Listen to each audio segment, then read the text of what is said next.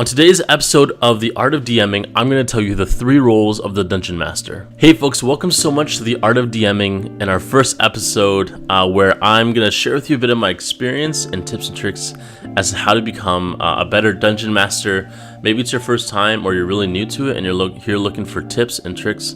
This is totally the place for you. I just want to say I'm on my own journey of learning how to get better, so I'm really excited to do that alongside you, and maybe I'm a little farther along the road, and there's a couple things that I'd love to share with you. The first thing I'd like to share with you today, the first role of the Dungeon Master, is to create. One of your primary roles is to create worlds, is to create stories, is to create NPCs, to create dynamic plot lines, things like that. That includes places, people, naming unique creatures, things like that, coming up with cool magical items. You are a creator.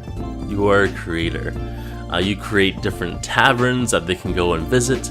You create the far off mountains in the distance. And I find this to be one of the most exciting and rewarding things about being a dungeon master.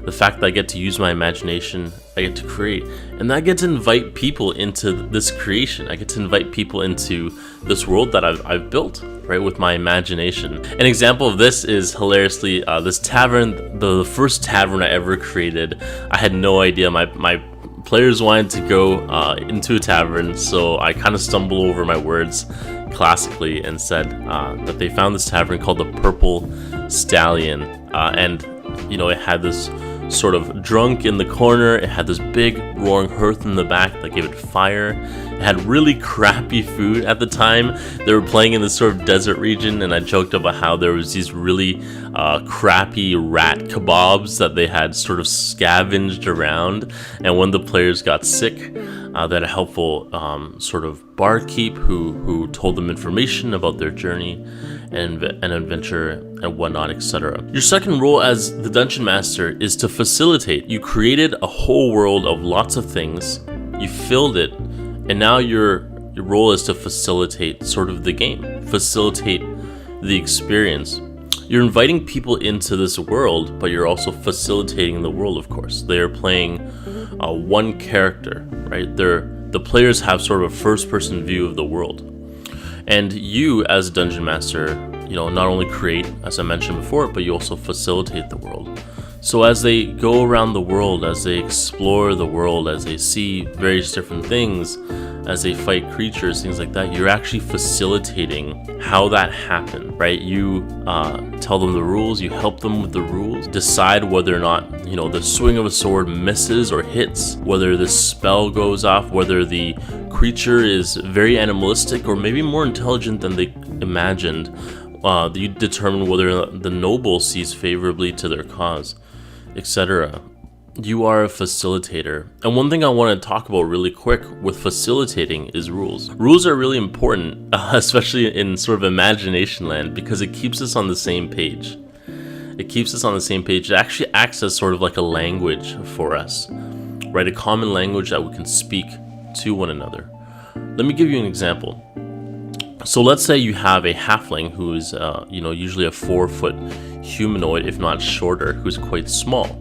Now this halfling might be deceiving because they're small, but they might have a strength in D&D of, let's say, 19, which is quite high. Now the halfling might be trying to arm wrestle, let's say, a half-orc, right, who's underestimated this halfling in the local tavern, and they're arm wrestling, and as the Dungeon Master, you need to determine how strong this half-orc is. Well, let's say he's confident, but he's not actually that strong. We'll say he has a strength score of 14.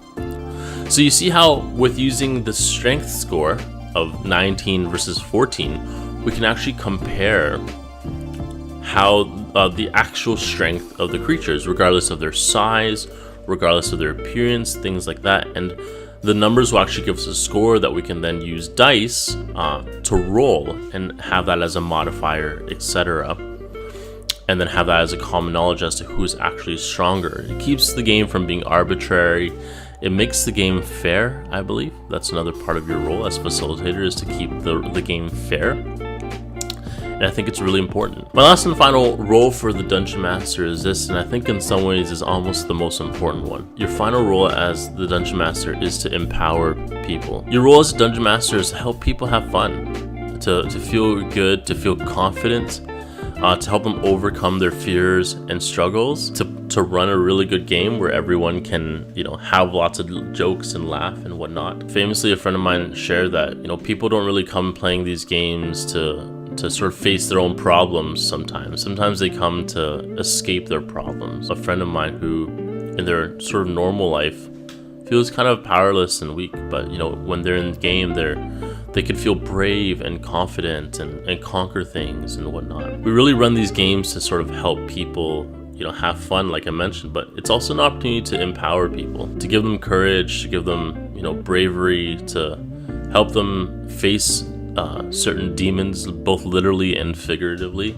It might seem like this really high ideal and maybe something that you haven't even thought about as you're running games. But the more I dungeon master, the more time I spend with people, the more I realize that as a dungeon master, you're in a really influential role. And I've heard a lot of horror stories, actually, of people who have left the game or people who have been really turned off by the way their dungeon master did things or something they said that's really torn them down instead of build them up. One of the reasons I love working with new players and people who are new to the game is when I see that aha moment when they get it, whether it be understanding how spells work, which is not easy in D&D, right? Or understanding how the numbers sort of add up, or cheering for them when they do really well. We have a chance to facilitate, to create, and to empower people in this position. And hopefully for you, that's fun. Hopefully for you, that's life-giving and it's exciting and it's joyful. And if not, maybe this isn't the role for you.